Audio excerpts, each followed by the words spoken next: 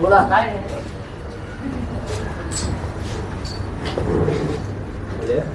विषय नाही काय. मला वाटलं तू दिल्लीतून रिपोर्टिंग करवतास त्या सुप्रीम कोर्टाच्या बाहेरून.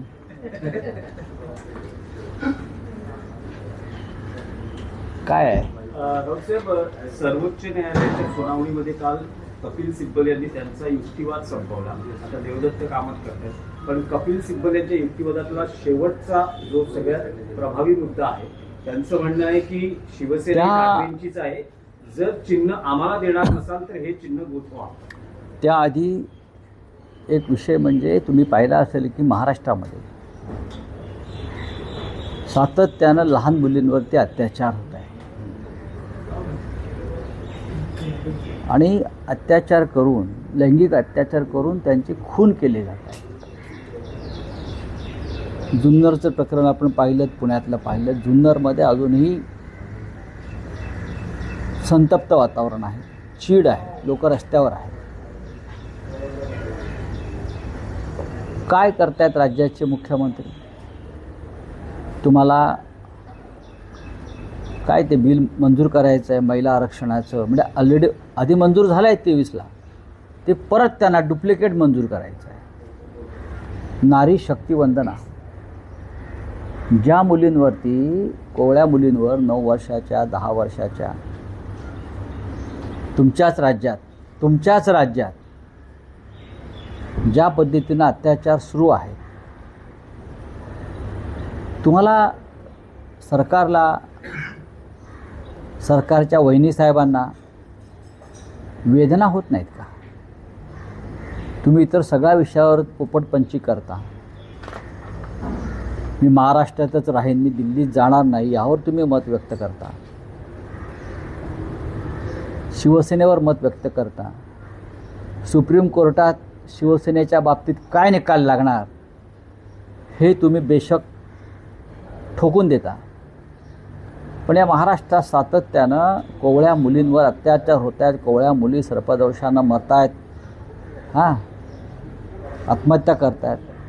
त्यावर या राज्याचे मुख्यमंत्री, या राज्याच्या महिला उपमुख्यमंत्री, या राज्याचे डुप्लिकेट उपमुख्यमंत्री, ज्यांचं आता जाणारं उपमुख्यमंत्रीपद, त्यांना कधीतरी बोलावं असं वाटतं का?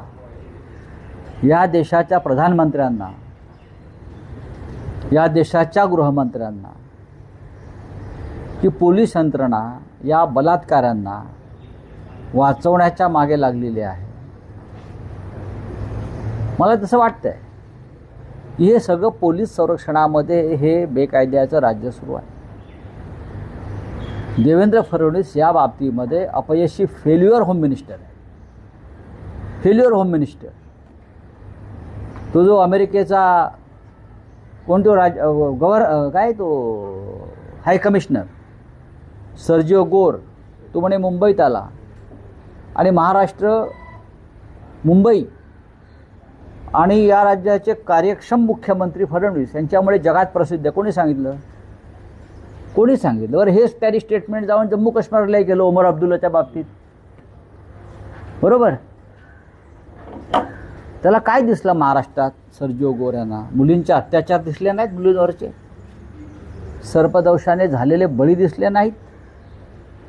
हे व्यापारी लोक आहेत आणि पोलिसांनी हात वर केलेले आहेत. पोलीस बलात्कारांना कसं वाचवतात त्याचं एक उदाहरण आत्ताच माझ्याकडे आमच्या पंडित अवधेश शुक्लाने आणलं आहे. तो कागद देण्यामुळे साहिल देवीदास चौगुले, हे आपल्याला प्रकरण माहीत असेल, नवी मुंबईतल्या एका मुलीवर त्यांनी अत्याचार केला, बलात्कार केला आणि तो फरारी झाला.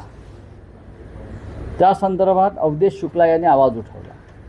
आता ते महाशय जामिनावर सुटलेत. कोणसा पार्टी काय? शिंदे गट. शिंदे गुट काय, बरोबर. स्वीकृत नगरसेवक. शिंदे गटाचा स्वीकृत नगरसेवक साहिल देवीदास चौगुले, त्याच्यावर बलात्काराचा गुन्हा दाखल झाला आहे आणि ते प्रकरण दाबण्याचा प्रयत्न झाला. अवधेश शुक्ला यांनी ते प्रकरण लावून धरण्याचा प्रयत्न केला की हे प्रकरण दाबलं जाऊ नये. त्या मुलीचं स्टेटमेंट माझ्याकडे आहे. लड़की का स्टेटमेंट है. महिला आयोग के पास सब जगह पर वो लड़की जा जाकर थक चुकी है, थकली आहे. आता ज्यांनी हे प्रकरण लावून धरलं आहे त्यांना रबाळे पोलीस स्टेशनचे वरिष्ठ पोलीस निरीक्षक बाळकृष्ण सावंत सतत नोटीस पाठवून बोलवतात, एक एक दिवस बसून ठेवतात. 4-5 घंटे.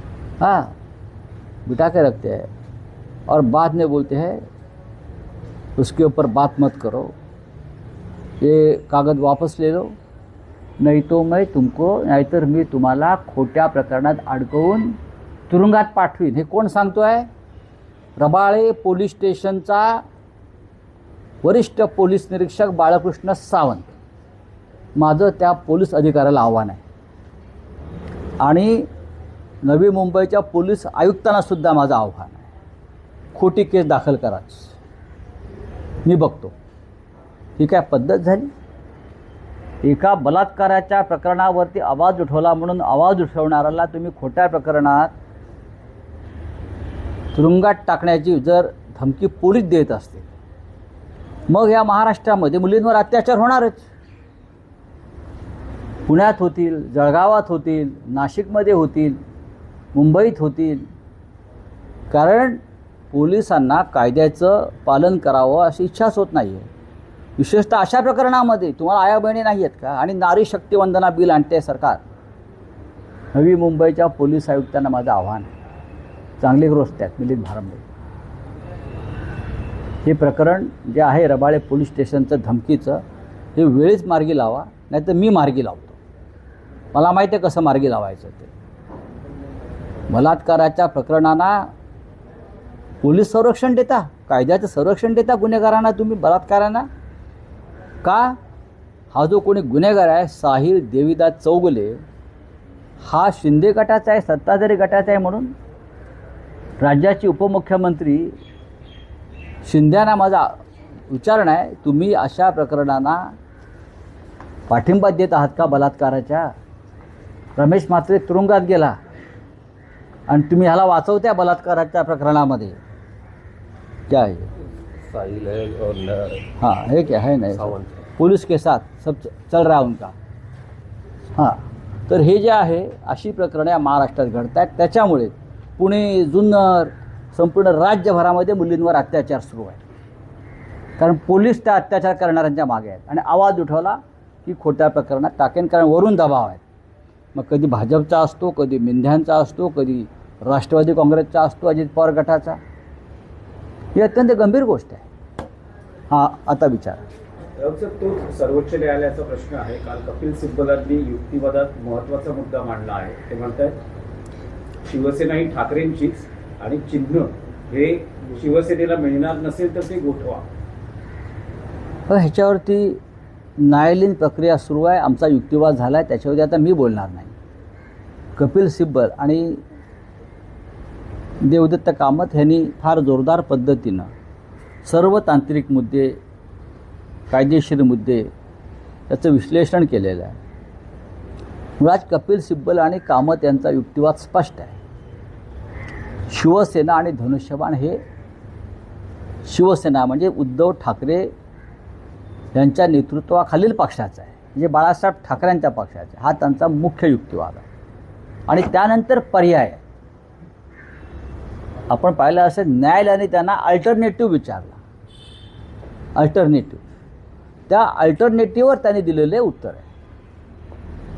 भाजप परत एकदा हिंदीवर लक्ष केंद्रित म्हणजे काय करणार? इंस्टाग्रामवरती मंत्र्यांनी, नाही, आता प्रत्येक केंद्रीय मंत्र्याला एक दिवस विद्यापीठाचा दौरा करायचा. त्यांच्या आधी त्यांनी महाराष्ट्रातल्या आश्रमशाळेत जाऊन यावं. काल परत एकदा मी एक माझ्या ट्विटर हँडलवरती दिला आहे की सुरगाण्यामधल्या सरकारी आश्रमशाळेमधली परिस्थिती काय आहे.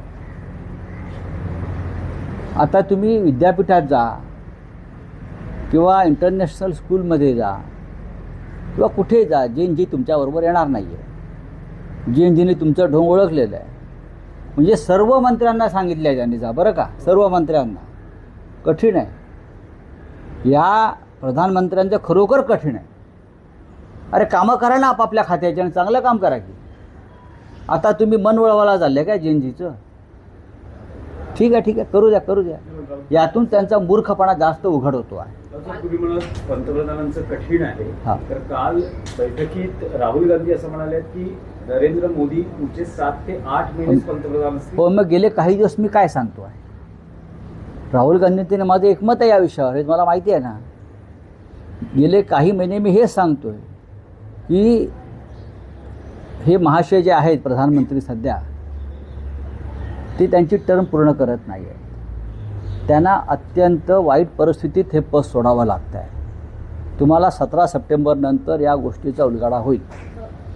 17 सप्टेंबर ही त्यांचा तारीख- वाढदिवस आहे. हा. काय खूप अभ्यास करून इथे उभं राहावं लागतं आम्हाला. नाही 17 सप्टेंबर नंतर असं काय होईल ते कळेल. 17 सप्टेंबरला त्यांचा वाढदिवस आहे. वाढदिवस त्यांचा प्रधानमंत्री म्हणून जो शेवटचा वाढदिवस असेल तो त्यांनी आनंदात साजरा करावा. त्यांच्या भक्तांनी नाचावं, अंधभक्तांनी उड्या माराव्यात, गाणं बिणं गावं, पार्ट्या कराव्यात रात्री. नंतर पुढल्या त्याने प्रसंगाला सामोरं जावं. त्यानंतर अमित शहाचा नंबर लागेल असं. अमित शहा कधीच प्रधानमंत्री होणार नाही. मोदी गए तो अमित शाह भी गए ना, है क्या? नाही राहू दे. एकावर एक फ्री आहे ना ते.